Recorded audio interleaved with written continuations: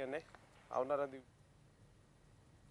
થોડું આ સીટમાં વિચાર કરી અને આવનારા દિવસોમાં ઉમેદવાર નક્કી કરશે. કોઈ ગૂંચ નથી ના, કશી ગૂંચ નથી. એ તો પાર્ટી જે નિર્ણય કરશે એ આ વિસ્તારમાં ભારતીય જનતા પાર્ટીનો વિજય નિશ્ચિત છે.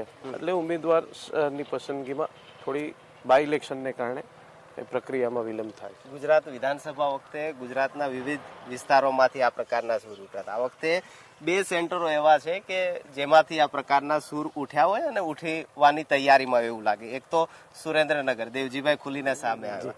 બીજું થોડું તમારા પણ કાર્યકર્તાઓ જુનાગઢથી કે આપના વતનથી ગાંધીનગર તરફ જઈ રહ્યા છે. ના, એ તો સ્વાભાવિક છે કે 5 વર્ષમાં લોકોની સાથે મળી અને એમની હારે રહી અને કામ કર્યું હોય ત્યારે કાર્યકર્તાઓની 100% લાગણી હોય.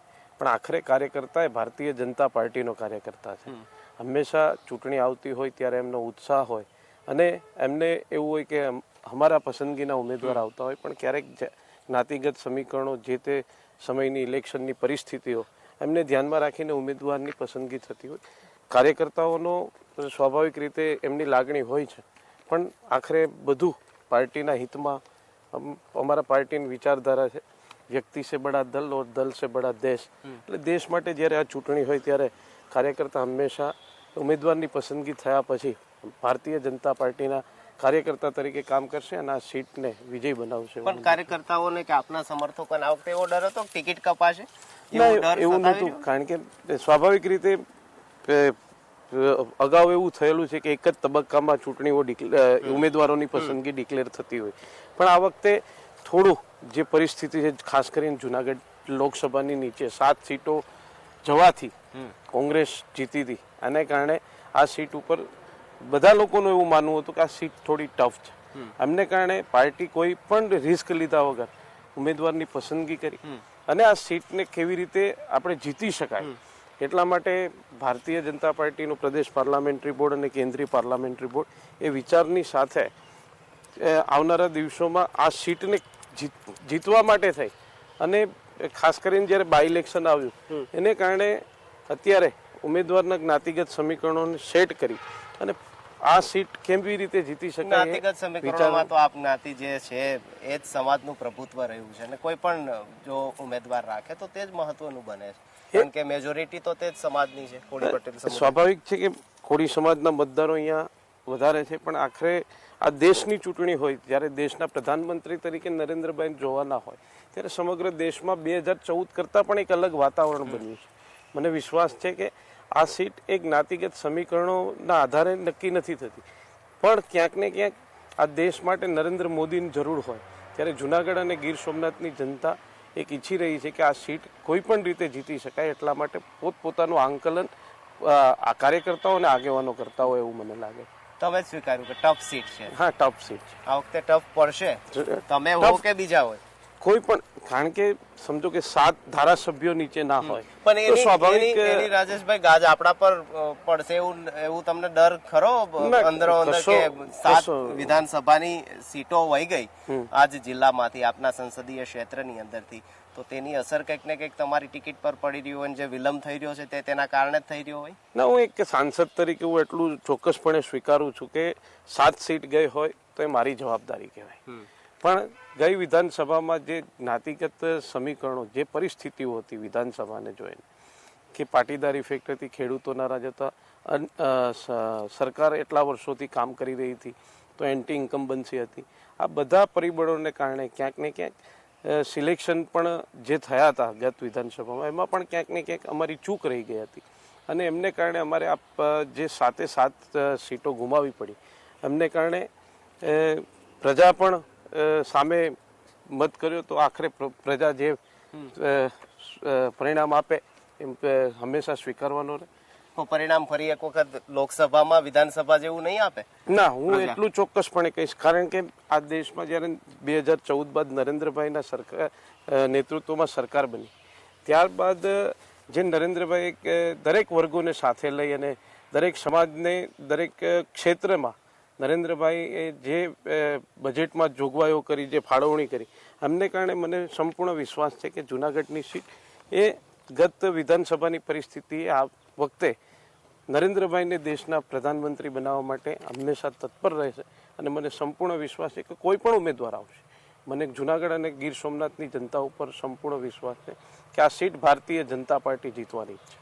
રાજેશભાઈ ચુડાસમાને ફરી એક વખત રિપીટ કરવામાં આવે તેટલો કેટલો વિશ્વાસ અને ટિકિટ કાપવામાં આવશે તે કેટલો ડર? ના, એક મને કશો ડર નથી, કારણ કે મેં હંમેશા 5 વર્ષ દરમિયાન જ્યારે મને જનતાની સેવા કરવાનો લોકસભાના ઉમેદવાર તરીકે મને તક મળી ત્યારે મેં કાર્યકર્તા તરીકે જ કામ કર્યું છે. એ જે એમપી જવાબદારી છે એ વાત અલગ છે, પણ મેં મારું જીવન હંમેશા કાર્યકર્તા તરીકે જીવ્યું છે.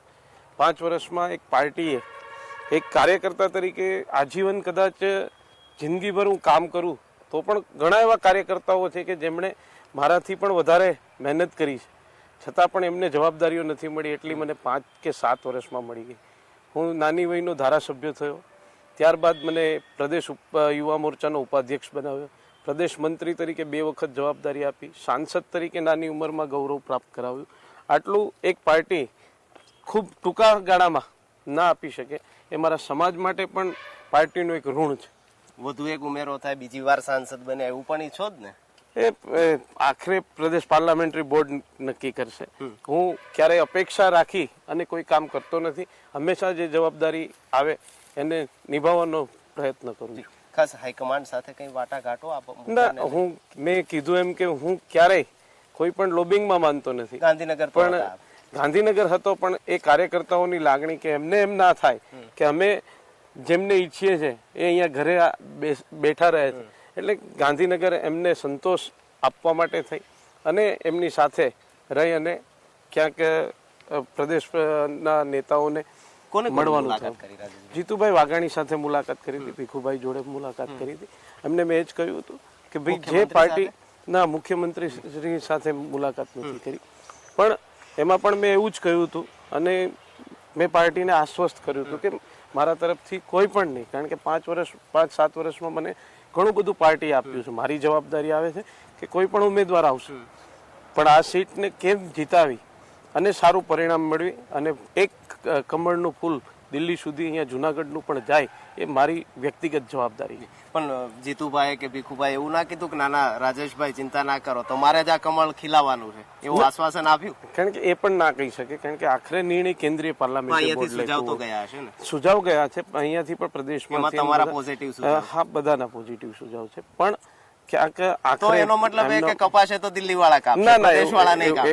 એવું નથી, એવું ના કહી શકાય કે કાપશે, પણ જે મળશે તો પણ દિલ્હી વાળા જ મળશે, એ પણ ઉમેરી દો. ના, એવું ના કહી શકાય, પણ જે કેન્દ્રીય પાર્લામેન્ટરી બોર્ડ પાસે પણ બધો રિપોર્ટ હોય છે, કાર્યકર્તાઓનો રિપોર્ટ હોય છે, ફીડબેકો લેતા હોય છે, એમાં ક્યાંક ને ક્યાંક આ સીટને કોઈ પણ રીતે જીતવી છે, એટલા માટે એ સક્ષમ નેતૃત્વ ધરાવે છે અને એમને ખ્યાલ છે કે કોણ જીતી શકે તો એ જ પસંદગી કરશે. પણ તમારે તો વિશ્વાસ હોવો જોઈએ ને કે ભાઈ સૌથી વધુ જે સમાજની વસ્તી છે તેમાંથી તમે આવો છો, યુવા નેતૃત્વની વાત થાય છે તો તેમાંથી આવો છો, કહેવાય કે સ્વચ્છ પ્રતિભા, તો તેમાં પણ તમે ક્યાંક ને ક્યાંક ફીટ બેસો છો, તો પછી તો કોઈ બીજા વિકલ્પ વિચારવાની શું જરૂર? ના, એવું નથી. ક્યારેક ઘણી વખત મેં કીધું એમ કે જે ઇલેક્શન આવતા હોય ત્યારે પરિસ્થિતિ અલગ અલગ હોય છે અને એ પરિસ્થિતિના આધારે ઉમેદવારની પસંદગી થતી હોય, ત્યારે પ્રદેશને એવું લાગતું હોય છે કે ભાઈ એમની બીજી આપણે જરૂરિયાત છે તો એ પ્રમાણે નિર્ણય કરશે. એમાં મને કોઈ રાજેશભાઈ એવું કેમ લાગે પોઝિટિવ કરતા અત્યારે વધુ નેગેટિવ? ના, પોઝિટિવ જ છું, એમાં એવું નથી કે નેગેટિવ છું, પણ પ્રદેશનો જે નિર્ણય હશે એ મારા માટે કાર્યકર્તા તરીકે શિરોમણી. પણ રાજેશભાઈ, જે રીતે તમે કહો કે સમાજની લાગણી હતી જેથી હું ગાંધીનગર સુધી પહોંચ્યો, સમાજની એવી લાગણી હશે કે ભાઈ આ તો આપણી સાથે ખોટું થયું છે, બળવો કરવાની જરૂર છે, તો રાજેશભાઈ શું કરશે? આ સીટમાં જ્ઞાતિગત સમીકરણો જોતા મને એવું લાગે છે કે કોળી સમાજના ઉમેદવાર બંને પક્ષ નક્કી કરશે. એટલે સામાજિક રીતે હું કહી શકું કે ભાઈ સમાજને પણ કહી શકું કે કોઈ પણ બીજો કોળી ઉમેદવાર આવે, હું હોય કે એ હોય, એ ચહેરો સામાજિક રીતે એ જ કહી શકાય. જે રાજેશ ચુડાસમા છે, બીજો કોળી સમાજનો ઉમેદવાર ઊભો થાય તો એ જ છે, રાજેશ ચુડાસમા જ છે. સામાજિક રીતે હું સમજાવી શકું અને સમાજના લોકો સમજશે, પણ જે કોઈ પણ ઉમેદવાર તો પછી ગાંધીનગર જવાની ક્યાં જરૂર? ના, આટલું સમજી ગયા હોત તો એમને એટલું તો થાય કોઈ પણ સફળતા મેળવવા માટે કે એમને જે અપેક્ષા હોય એ પૂરી કરવા માટે એ પ્રયત્ન તો કરશે. એવી લાગણી નહીં થાય કે એક સિટિંગ એમપી સુરેન્દ્રનગર થી એમની ટિકિટ કટ કરી દીધી, ફરી હજી તો કે તમારું ડિક્લેરેશન નથી થયું, પણ જો એવું થાય કદાચ બીજા જે સમાજની તમે જે વાત કરો છો તેના પર પસંદગી ઢોળાય તો પછી એવી લાગણી કાર્યકર્તાઓમાં નહીં આવે કે વર્તમાન સાંસદોની આ પ્રકારની અને એક જ સમાજમાંથી જે સમાજના જે કોન્સ્ટિટ્યુન્સીની અંદર પ્રભુત્વ છે એવું ના કહી શકાય, કારણ કે મેં કીધું એમ કે પરિસ્થિતિઓને જોઈને ઉમેદવારોની પસંદગી થતી હોય છે. કોઈ સમજી લો સામાજિક રીતે મને અત્યારે સાંસદ તરીકે જવાબદારી મળી છે, તો જે તે વખતે જ્યારે મારું સિલેક્શન થયું ત્યારે હું મેદાનમાં જ હતો નહીં.